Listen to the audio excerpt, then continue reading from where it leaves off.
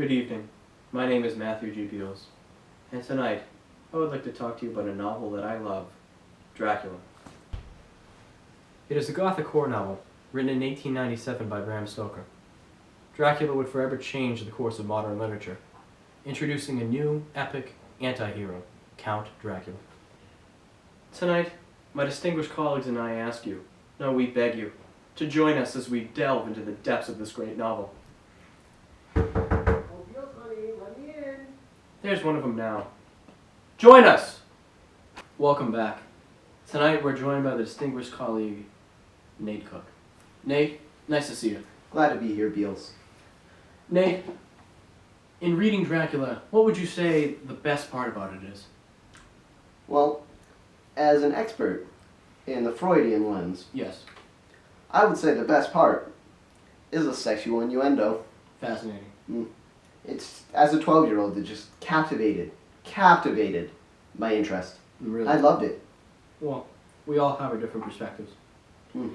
What would you say the symbolism, the main undercurrent in the whole novel is? I actually have to go with sex, Bills. Really? You seem to opt for it a lot. It's everywhere. Just Really? everything. Everything is sex in this novel. Could you name an example? Anytime there's a vampire and a woman in the same scene. Sorry about that. Anytime there's a vampire and a woman in the same scene and there's any interaction, it's sex. Really? Yes. Wow. Great. Mr. Cook, what would you say the reason is for all the sex in the novel? All jokes aside, Mr. Beals, there is a very intelligent reason behind all the sex in the novel. Bram Stoker is actually a pretty big misogynist and homophobe as well. So Excuse me, but by that you mean a man who hates women and despises homosexuals? that's how I saw it in the novel, yes. Okay. And so, a lot of the times that he is using sex, he's actually criticizing the second wave feminist movement that started around that era. Feminism, I've never heard of it. It sounds inviting.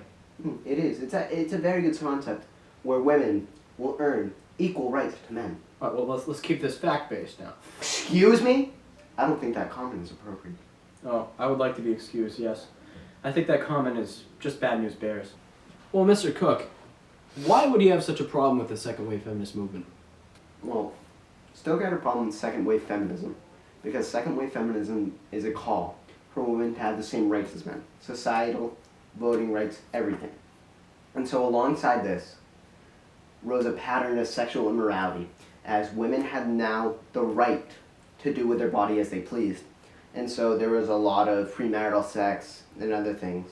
And so Bram Stoker, being a Victorian male who believed that women should only be virgins until marriage, he had a problem with this pattern, and therefore he wrote about it. An interesting yet radical concept.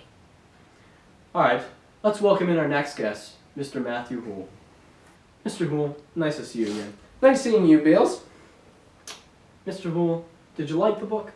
I actually was a fan of this book. Really? Yes. What would you say the most important thing in the book is? To me, one of the most important things was the amount of characters and the diversity of characters. I felt that there was a different character for every type of person. If you were on the side of villains, you could cheer for the Count. If you wanted a main leading female role, you had Always Nina important. Harker.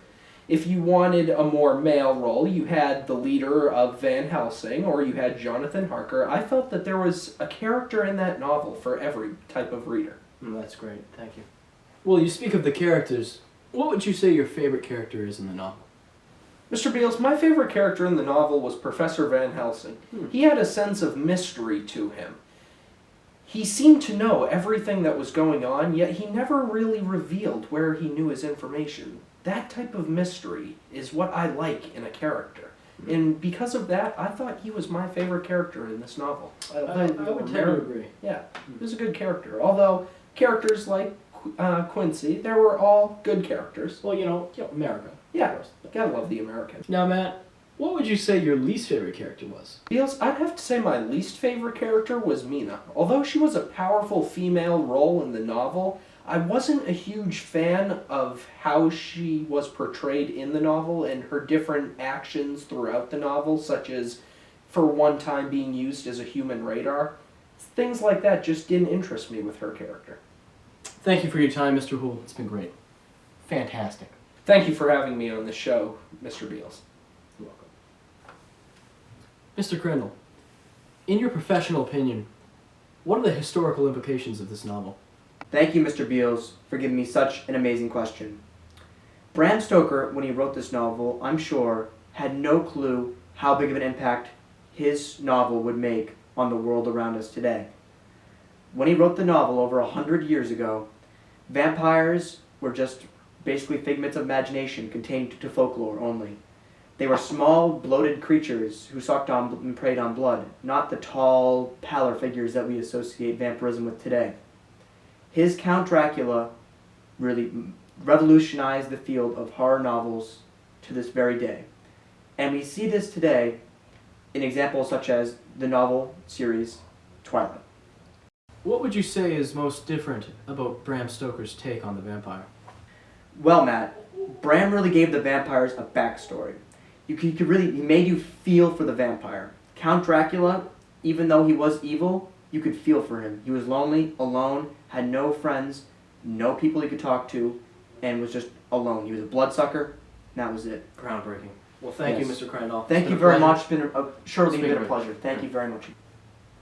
Thank you for joining us on this journey tonight. We just scratched the surface of all there is to know about Dracula. And if you would like to know more, please visit our website right here. Thank you for joining my friends and I. We'll see you in class.